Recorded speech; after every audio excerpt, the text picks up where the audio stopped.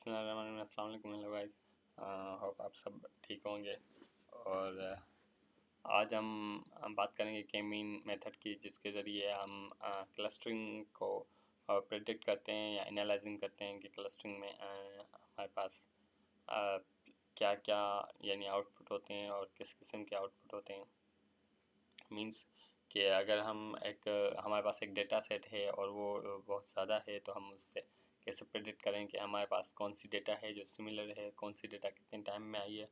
और अगर हमें एक आउटपुट लेना है कि इसमें कौन सी जो एंटिटी है या कौन सी जो एंट्री है वो सिमिलर है, तो एक स्पेसिफिक एंट्री के लिए हम के मीन मेथड यूज़ करते हैं। और ये रैपिड माइनर पे कैसे काम करता है ये आपको बताता चलूँ मैं इसी में।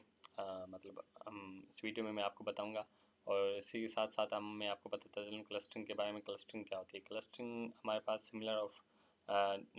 सिमिलर ग्रुप ऑफ डेटा होती है कि एक से डेटा जो है जो एक ही किस्म की डेटा हो, एक ही कलर की, या जैसे कि अब फॉर एग्ज़ाम्पल करूँ मैं आपको एक एग्ज़ाम्पल दूँ कि एक स्टूडेंट हैं और हमारे पास एक रेशियो है मेल का और एक फ़ीमेल का। तो जो हमारे पास जो मेल होंगे वो एक क्लस्टर होंगे, जो फीमेल होंगे वो अनदर एक और क्लस्टर होंगे। तो ठीक है, वो अब आपको क्लस्टर भी समझ में आ गया होगा। अभी हम आगे बढ़ते हैं, इसमें हम के मीन का इस्तेमाल करते हैं।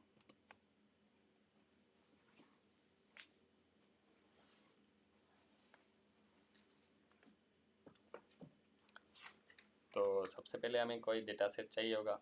तो रैपिड माइनर के सैम्पल्स में एक डेटा सेट हमारे पास पड़ा हुआ है, हम उसको यूज़ करते हैं रिप्लेस सेट। सबसे पहले हम इसमें इसका आउटपुट चेक करके देखते हैं क्या इसमें है क्या। उसके बाद फर्दर इस पर काम करते हैं। तो इस पर एट्रीब्यूट्स 1 हैं, एट्रीब्यूट 2 हैं। इसमें दो वैल्यूज़ जो हैं वो गिवन है, और इसमें एक लेबल असाइन किया गया हुआ है 0 0 0 0 और इसके नीचे 1 1 1। तो ये हमारे पास एक किस्म का डेटा सेट है। चलो अब इस पर हम के मीन एल्गोरिथम लगा के देखते हैं कि वो इस पर क्या काम करता है करके के मीन क्लस्टरिंग।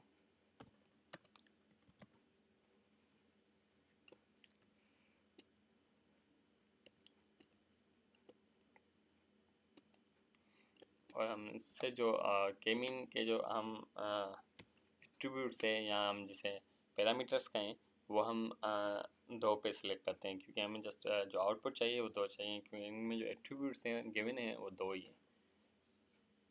तो ये देखें, इसने क्लस्टर 0 और क्लस्टर 1 का आउटपुट दिया है और इसने खुद आईडी असाइन की है। तो ये किसी एट्रीब्यूट्स को 1 में डिफाइन कर रहा है और किसी को 2 में कर रहा है।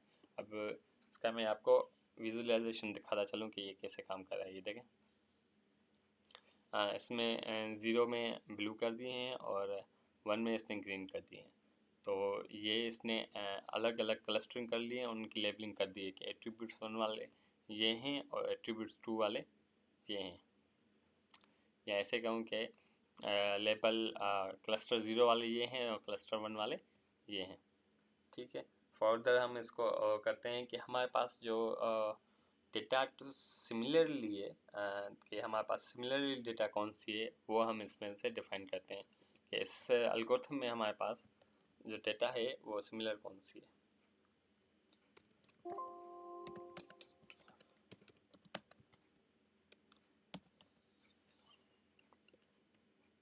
ठीक है, ये हो गया। और इसी के साथ हम एक दूसरा प्रोसीजर है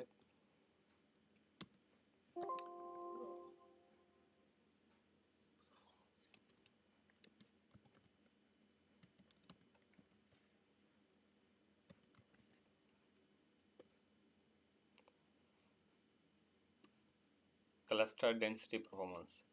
ये बेसिकली क्या करता है कि ये सिमिलर जो डेटा होती है हमारे पास, ये उसको ऑब्जर्व करता है, उसको फाइंड करता है कि हमारे पास सिमिलर ऑफ डेटा जो है, सिमिलर ऑफ ग्रुप्स डेटा जो है हमारे पास वो कौन कौन सी है। ये उसको जो है हमें आउटपुट देता है, उसको फाइंड करके आउटपुट देता है। ठीक है, देखते हैं। हाँ, एवरेज। तो ये हमारे पास आ गई कि हमारे पास क्लस्टर में जो डिस्टेंस है वो कौन कौन सा है कि टोटल जो हमारे पास एवरेज आता है जो इसने क्लस्टर डिफाइन कर दिए हैं, तो उन दोनों में जो डिस्टेंस है वो 52.325 है। और क्लस्टर वन में जो है वो ज़ीरो में वो ये है -55, और क्लस्टर वन में जो है -49 है। तो अगर आप इन दोनों को डिवाइडेड करेंगे तो आपके पास एवरेज ये आ जाएगी 52.325। ठीक है, तो ये किसने परफॉर्म करके दिया? ये हमारे पास परफॉर्मेंस का जो वेक्टर था ये वाला, इसने हमें ये परफॉर्म करके दिया कि हमारे पास जो दो क्लस्टर हैं उनमें सिमिलरिटी और उनमें जो डिस्टेंस है वो कितना है, कि यानी कि वो कितने फासले पे हैं एक दूसरे के। ठीक है, या कितना रेशो उनमें है कि ये जो आउटपुट है क्लस्टर ज़ीरो वाला वो इतना है और क्लस्टर वन वाला जो हमारे पास आउटपुट है वो इतना है। ठीक है, और फर्दर एक और एग्जांपल है मेरे पास, चलो उसको देखते हैं कि के मीन एल्गोरिथम उस पर कैसे काम करता है। तो सबसे पहले हमें चाहिए होगा कोई डेटा सेट जो कि मैंने खुद इंटरनेट से डाउनलोड किया हुआ है, और ये है हमारे पास हाउस लेवलिंग का, हाउस प्राइस या हाउस लेवलिंग। तो मैं इसको देखता हूँ। सबसे पहले ये देखें आप, इसमें हमारे पास रो हैं और सिंगल है और हाउस टाइप है, बाथरूम है हमारे पास, बेडरूम्स वगैरह हैं, बिल्ट इन कब वो बना, और प्लॉट साइज़ है हमारे पास, और एरिया है, प्लॉट साइज़, एरिया, और प्राइस है हमारे पास कि प्राइस वो उसकी कितनी है और क्या है। तो हमें फाइंड करना है बेसिकली कि हमारे पास जो हमारी रेंज है उस हिसाब से हमारे पास कौन कौन सा जो प्लॉट है वो हमारी रेंज में आता है और हमें कौन सा लेना चाहिए कौन सा नहीं लेना चाहिए। तो उसके बाद हम इसमें एट्रीब्यूट्स सेलेक्ट करेंगे कि हमें जो एट्रीब्यूट्स चाहिए होंगे, यानी जिनका हमें जस्ट आउटपुट चाहिए होगा, हम सबसे पहले उस चीज़ को सिलेक्ट करेंगे।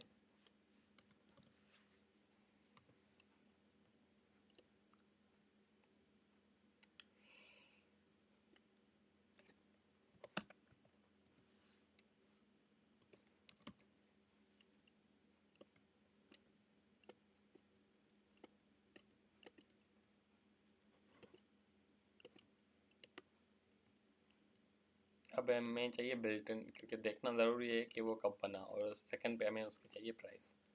ठीक है, तो प्राइस और ये देखने के बाद हमें क्या चाहिए होगा, ऑब्वियसली हमें चाहिए होगा के मीन एल्गोरिथम, और सॉरी के मीन टेक्निक, या के मीन हम इसको मेथड कह सकते हैं। ठीक है, ये हो गया, और इसके बाद इसको आउटपुट में लगा देते हैं, और हम देखेंगे कि हमारे पास केमिन की जो पैरामीटर्स हैं वो 3 होने चाहिए, क्योंकि हमें जो आउटपुट चाहिए वो 3 उसमें हिस्सों में चाहिए, 3 पार्टीशंस में चाहिए। हम ज़्यादा भी कर सकते हैं लेकिन 3 हमारे लिए इजी होंगे।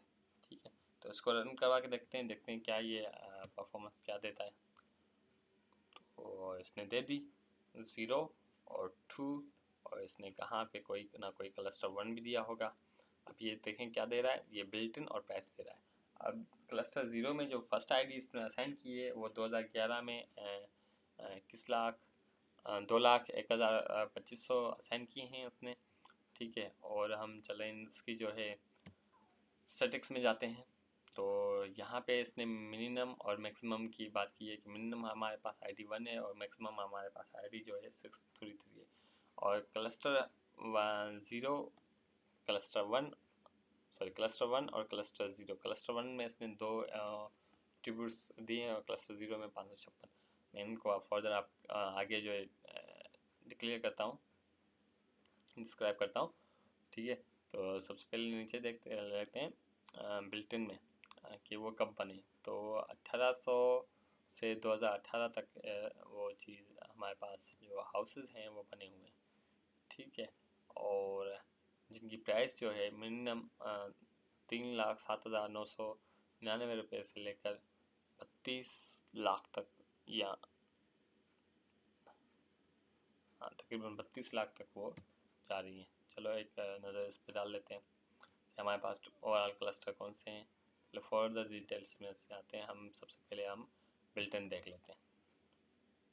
ये देखें 1800 से हमारे पास 3, फिर 6, फिर 3, फिर 5, ये हाउसेस जो हैं हमारे पास, जो कि 1994 से लेकर 1996 तक हैं। फिर ये 1996 से लेकर 2008 तक जो हमारे पास हैं 334 हाउसेस हमारे पास ये हैं। ठीक है, इनका हम यहाँ से जो है सिनेरियो भी चेंज कर सकते हैं कि हमें कौन सी जो है उसमें चाहिए, शेप में हमें आउटपुट चाहिए। ठीक है, ये देखें, चलो हमें समझ में नहीं आएगा, चलो ऐसे देख लेते हैं इनको। ठीक है, तो ये यानी बेसिकली ग्राफिकल रिप्रेजेंटेशन है कि हम इजीली हम उस चीज़ को कैसे चेक कर सकते हैं। ठीक है, और इसी के साथ हम दूसरे रिजल्ट की तरफ आते हैं जो कि प्राइस है। हम इसको भी चेक कर लेते हैं। ये देखें 1K से लेकर वो चीज़ जा रही है 3.999 तकरीबन K की तरफ, और इसमें हमारे पास जो है रिज़ल्ट हैं 49479 हमारे पास जो कि रिज़ल्ट है। ठीक है,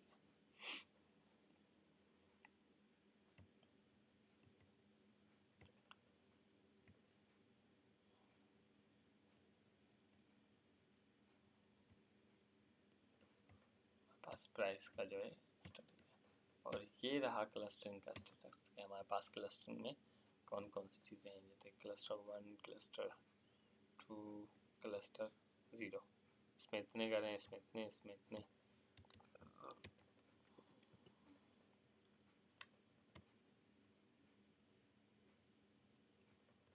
ठीक है, तो ये उसने हमें क्या करके दिया, ये हमें प्रेडिक्ट करके दिया कि ये चीज़ें जो हैं हमारे पास हाउसेस जो हैं वो सेल के लिए हैं, और ये बिल्ट इन ये हैं, और प्राइसेस की ये है। तो ये था इसका जो केमीन का काम बेसिकली रैपिड माइनर पे। ये रैपिड माइनर पे बिल्कुल इजी काम करता है।